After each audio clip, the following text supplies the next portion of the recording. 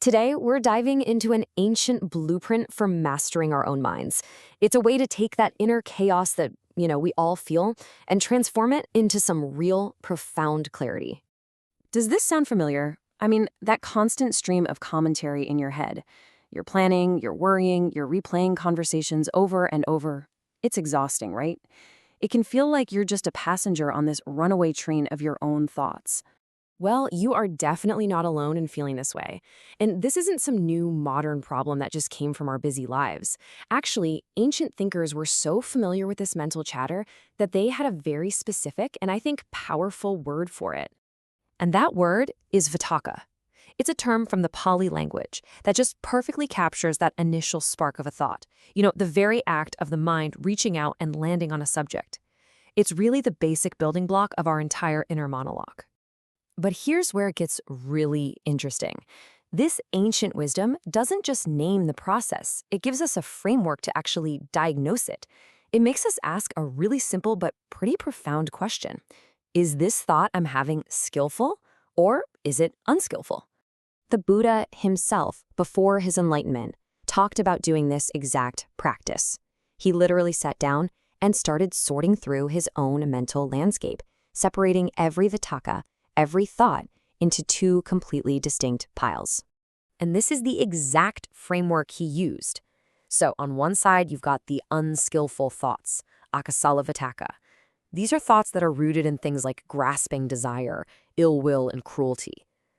And on the other side, you've got skillful thoughts, kusala Vitakka, which are based on things like letting go, goodwill, and compassion.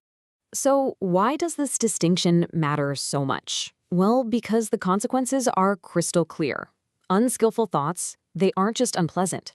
They actively harm you, and they can harm the people around you. They totally cloud your judgment and just pull you further and further away from any real sense of inner peace. Okay, so once we've diagnosed the problem, what's the treatment? Well, this is the best part. This ancient wisdom doesn't just leave us hanging with a diagnosis. It gives us a remarkably practical toolkit for training the mind.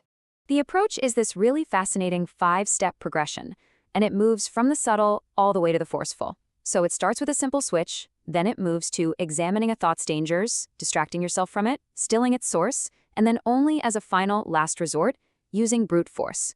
Let's look at a couple of the most powerful examples. The first method is it's so elegant. When an unskillful thought pops up, let's say it's anger, you intentionally replace it with a skillful one, maybe compassion. The text uses this wonderful image of a carpenter who skillfully uses a small, fine peg to drive out a big, coarse one. Same idea. Now, if switching doesn't work, you move on to the second method. You develop a sense of disgust for that unskillful thought. The imagery here is, wow, it's incredibly visceral. You're told to see that thought like it's a rotting snake or a dog carcass that's literally tied around your neck. I mean, something so repulsive, you do anything to get rid of it. And if all else fails, you get to the final method, sheer force. What I find so incredible here is just the level of active engagement this demands. The instruction is to literally pin that thought down with your mind, just like a strong person physically restraining a weaker one, until it finally submits. But here's the twist. The goal isn't just to have a mind that's full of good thoughts. That's actually just the training ground. The ultimate aim is to achieve a state of profound stillness, to move beyond the chatter of Vitakka altogether. And this is such a crucial shift in perspective. Managing your thoughts is the path, sure, but a quiet, silent mind, that's the destination.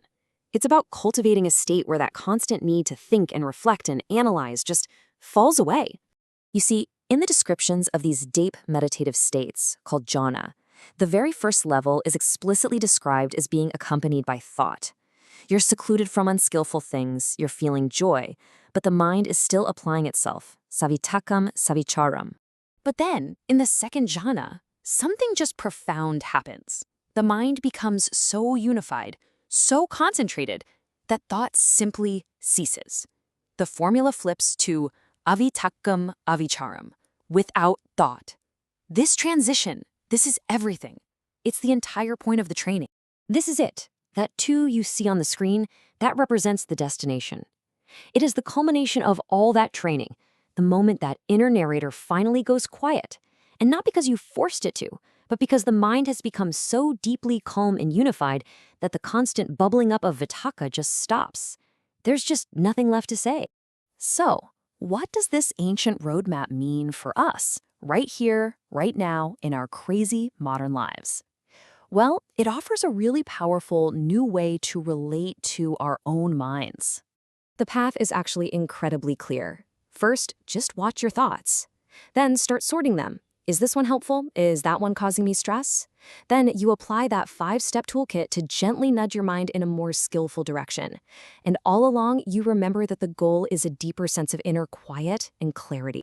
You know, the most empowering takeaway from all of this is that you don't have to be swept away by every single thought that appears in your head.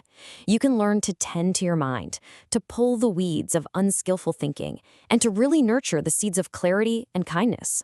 So that leaves us with one final question. And it doesn't have to be some grand project. Just for today, what is one skillful thought, one thought of kindness, or of letting go, or of peace, that you will consciously choose to cultivate?